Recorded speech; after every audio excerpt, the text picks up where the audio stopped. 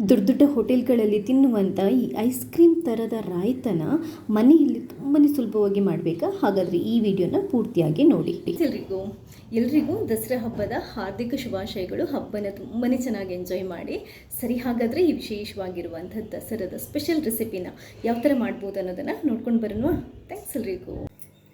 ಈ ice cream ಥರದ ದಪ್ಪ ರಾಯ್ತನ ಮಾಡೋದಕ್ಕೆ ನಮಗೆ ಮೊದಲನೇದಾಗಿ ಏನು ಅಂತಂದರೆ ಮೊಸರು ತುಂಬಾ ದಪ್ಪ ಇರಬೇಕು, ಫ್ರೆಶ್ ಆಗಿರಬೇಕು. ತುಂಬ ಹುಳಿಯಾಗಿರುವಂಥ ಮೊಸರನ್ನು ಕೂಡ ತಗೋಬೇಡಿ. ನೋಡಿ, ನಾನು ಈ ರಾಯ್ತ ಮಾಡಲಿಕ್ಕೆ 1 ಬೌಲಷ್ಟು ದಪ್ಪ ಮೊಸರನ್ನು ತಗೊಂಡಿದ್ದೇನೆ. ಈ ಥರ ಮೊಸರು ದಪ್ಪ ಇರಬೇಕು ನೋಡಿ, ಹೀಗೆ. ಈಗ ಒಂದು ಮಿಕ್ಸಿಗೆ ಈ ಮೊಸರನ್ನು ಹಾಕೊತಾ ಇದ್ದೇನೆ. ಜಸ್ಟ್ 1 ರೌಂಡು ಇದನ್ನ ರುಬ್ಕೋಬೇಕಂದ್ರೆ ಅದು ನೈಸ್ ಆಗಬೇಕು, ನೈಸ್ ಥರ ಆಗಬೇಕು. ಅದಕ್ಕೆ ನೀವು ಹಾಗೆಯೇ ಸ್ಪೂನು ಅಥವಾ ಸೌಟು ಅಥವಾ ಬೀಟರಿಂದ ಬೀಟ್ ಮಾಡಿಕೊಂಡು ಕೂಡ ಇದನ್ನ ಸಾಫ್ಟಾಗಿ ಮಾಡ್ಬೋದು. ಇಲ್ಲ, ಜಸ್ಟ್ ಒಂದೇ 1 ರೌಂಡು ಇದನ್ನ ಗ್ರೈಂಡ್ ಮಾಡ್ಕೋಬೋದು. ನೋಡಿ, ಜಸ್ಟ್ ನಾನು ಒಂದೇ ರೌಂಡು ಇದನ್ನ ಗ್ರೈಂಡ್ ಮಾಡ್ಕೊಂಡಿರೋದು. ಯಾವ ಥರ ಐಸ್ ಕ್ರೀಮ್ ಥರ ಬಂದಿದೆ ನೋಡಿ, ನೈಸ್ ಆಗಿದೆ ಮೊಸರು. ಇವಾಗ ರಾಯ್ತನ ಮಾಡ್ಕೊಳ್ಳೋಣ. ಒಂದು ಪಾತ್ರೆಗೆ ಇದನ್ನ ಹಾಕೊತಾ ಇದ್ದೇನೆ. ಈಗ ಇದಕ್ಕೆ ಮೊದಲಿಗೆ ಸ್ವಲ್ಪ ಉಪ್ಪನ್ನು ಹಾಕೊಳ್ಳೋಣ. ಪುಡಿ ಉಪ್ಪೇ ಯೂಸ್ ಮಾಡಿ. ಈಗ ಇದಕ್ಕೆ ಮೊದಲನೆಯದಾಗಿ ಇದು ಈರುಳ್ಳಿಯನ್ನು ಚಿಕ್ಕ ಚಿಕ್ಕದಾಗಿ ಕಟ್ ಮಾಡ್ಕೊಂಡು ಹಾಕೊತಾ ಇದ್ದೇನೆ.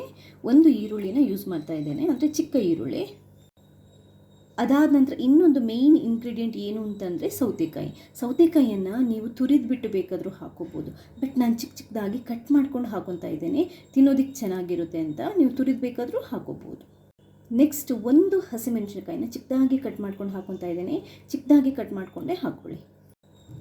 ಇನ್ನೊಂದು ಮೇಯ್ನ್ ಇಂಗ್ರೀಡಿಯೆಂಟ್ ಅಂತಂದರೆ ಅದು ಕ್ಯಾರೆಟನ್ನು ಚಿಕ್ಕ ಚಿಕ್ಕದಾಗಿ ಕಟ್ ಮಾಡಿಕೊಂಡು ಹಾಕೋಬೋದು, ತುರ್ಕೊಂಡು ಹಾಕೋಬೋದು. ನಾನು ಕ್ಯಾರೆಟನ್ನು ಸ್ವಲ್ಪ ತುರಿದುಕೊಂಡು ಹಾಕ್ಕೊಂಡಿದ್ದೇನೆ.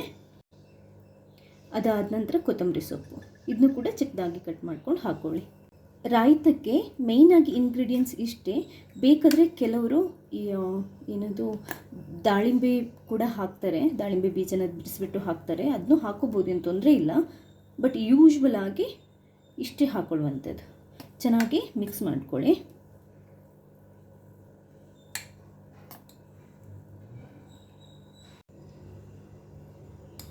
ನೋಡಿ, ಸೂಪರ್ ಆಗಿರುವಂಥ, ನಾವು ಈ ಹೋಟೆಲ್ಗಳಲ್ಲೆಲ್ಲ ತಿಂತೀವಲ್ವ ಐಸ್ ಕ್ರೀಮ್ ಅಂತ ರಾಯ್ತ ರೆಡಿಯಾಗಿದೆ. ದಪ್ಪವಾಗಿರುವಂಥ ರಾಯ್ತ ರೆಡಿಯಾಗಿದೆ. ಎಷ್ಟು ಚೆನ್ನಾಗಿ ಬಂದಿದೆ ನೋಡಿ. ಇಷ್ಟೇ, ತುಂಬಾ ಸಿಂಪಲ್. ಈ ಟಿಪ್ಸನ್ನು ಫಾಲೋ ಮಾಡಿದರೆ ಯಾರು ಬೇಕಾದರೂ ರುಚಿಯಾಗಿರುವಂತಹ ರಾಯ್ತನ ಮನೆಯಲ್ಲೇ ಮಾಡ್ಕೋಬೋದು. ಈ ವಿಡಿಯೋ ಇಷ್ಟ ಆದರೆ ಲೈಕ್ ಮಾಡಿ. ಹಾಗೆಯೇ ನೀವು ಮಾತ್ರ ನೋಡೋದಲ್ಲ, ಬೇರೆಯವರಿಗೆ ಶೇರ್ ಮಾಡೋದನ್ನು ಕೂಡ ಮರಿಬೇಡಿ. ಥ್ಯಾಂಕ್ಸ್ ಎಲ್ರಿಗೂ.